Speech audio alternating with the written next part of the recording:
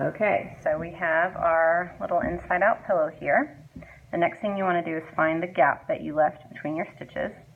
Reach your hand in and grab kind of the inside and pull it through itself. There we go. And you can either use your fingers or you can use like a pencil or scissors or carefully or something and stick it in. And you just kind of want to tug at the seam to make sure that the fabric just pulls right there, or else it can, like, see how that's kind of loose. Like, you just need to pull it taut so that the shape and the form looks right. Okay. Alright, so there we have our adorable little beginning of a pillow. So the next thing you're going to do is you're going to stuff it. So I have this polyfill, so you can get at Hobby Lobby for I don't know, $4 or $5, not very much money. This is actually kind of sheets of it. I prefer to get the stuff that's already kind of shredded, but if you get the sheets, you're just going to kind of want to do this. And you just stuff. Depending on how big of a pillow you make, this can take not a ton of time, but it's a good thing to do while you're sitting in front of the TV or listening to music, whatever your hobby may be.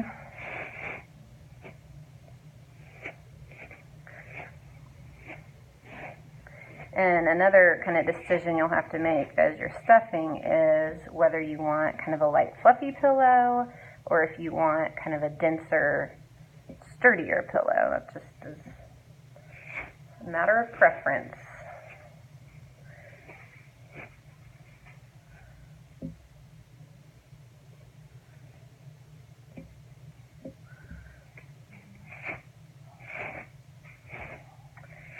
Sometimes, again, depending on how big of a project I'm making, I will kind of do it halfway and then get, again, a pencil, or a lot of times these batting bags come with a little wooden kind of dowel rod stick thing, and you can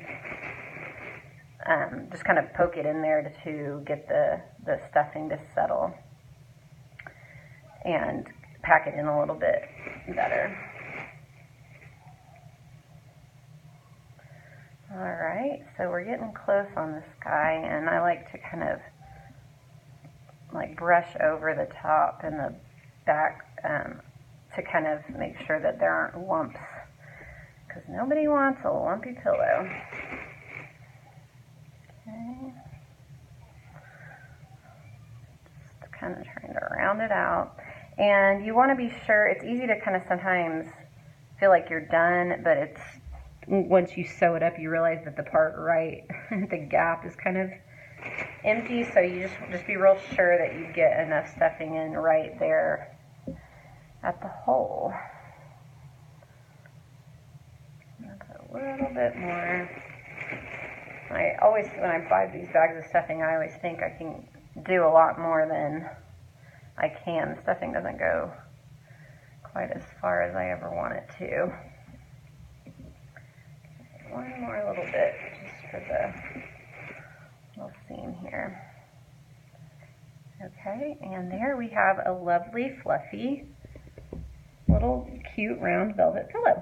Okay, so the only real thing that you have to still do is sew this little hole closed. So to do that, in this case, like I showed earlier, I sewed the seam with white thread, which you can kind of see here. And you can see how some of these stitches are kind of pulling out because I was stretching it and putting my hand in here.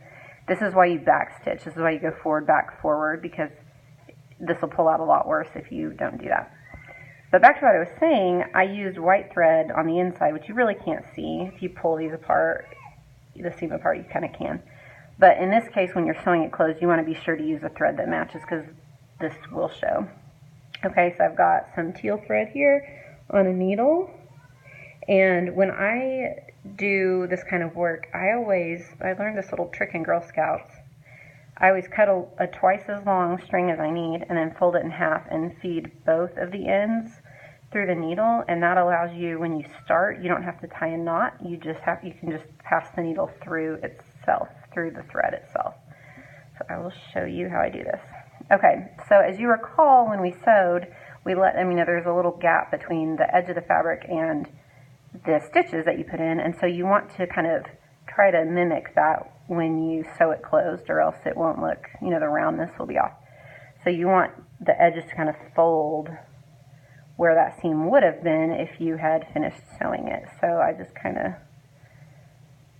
fold it and then pull it and kind of let it tell me where it needs to be. Okay, so I'm going to start by just poking it through there and pull almost to the end, and then, like I said, pass the needle back through the little end there and pull it tight, and then you have kind of your base there. And then there are people that are so good at this. I'm not one of them. There are all kinds of fancy ways to stitch and hide your stitches, and I just don't know how to do that and don't care so much, and so I just do it this way. I just pass the needle over and through. So for me, it is pretty important that I have a thread that matches, because it will show. One other thing to maybe point out here is that at this point, I always wish I'd made the hole smaller. Whenever I'm stuffing it, I wish I'd made it bigger, but by the time I get to this point, I wish that it was smaller, because obviously there's a lot more. The bigger it is, the more you have to stitch. So when I make things like this that you have to go back and stitch clothes later, I am real conscious to kind of make the hole as physically small as possible, so that I leave less work for myself down the road.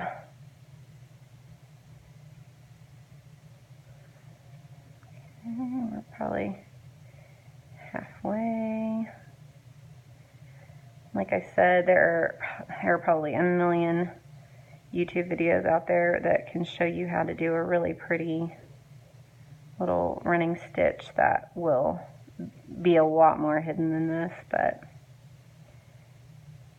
this is not that video.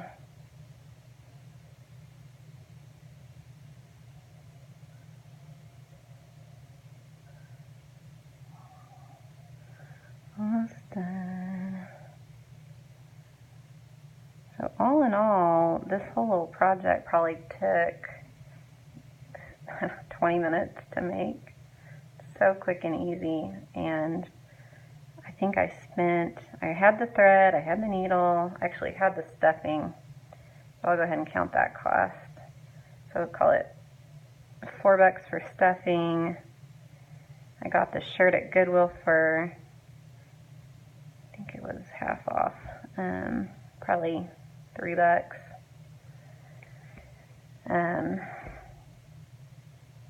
So pretty cheap little project here. Call it less than 10, certainly, probably $7.